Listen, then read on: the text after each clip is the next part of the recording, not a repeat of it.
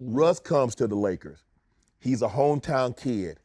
His dream is to play for the Lakers. He watched them win titles. Is there anything that you could have shared with him to like, Russ, this is a different animal. You've got to win here. They don't care about what you've done elsewhere. They didn't care about my 3 defensive players of the year. They didn't care about my all-NBAs. They didn't care about any of that. They needed to see 3-time defensive player of the year. They needed Dwight Howard to get one of those awards here.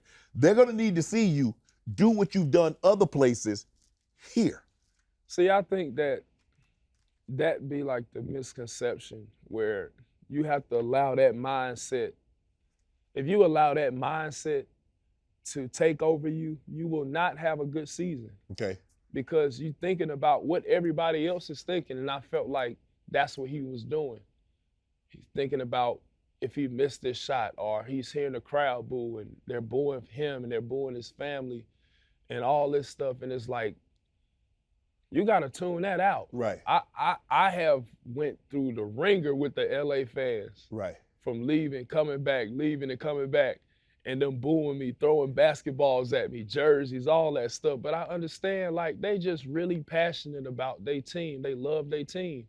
So some people don't know how to express anger, even when it's a fan. Right. You know, so I get it.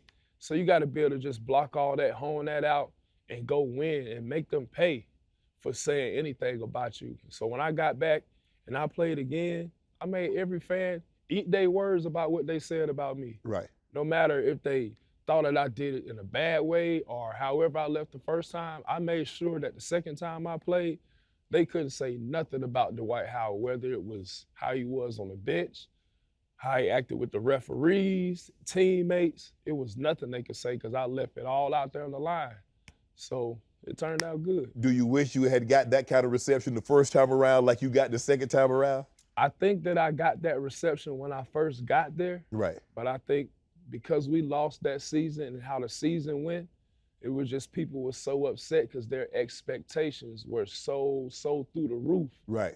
And you know. But that's every year with the Lakers. That's every year, and I get it, you know. But that's why for me, I don't do that expectation thing. I go out there and stay in that moment, and I live in that, and that's how I'm able to, you know, keep pushing. You know what to do. Hit the subscribe button and become an official member of Club Shay Shay, where we do something before 2 something.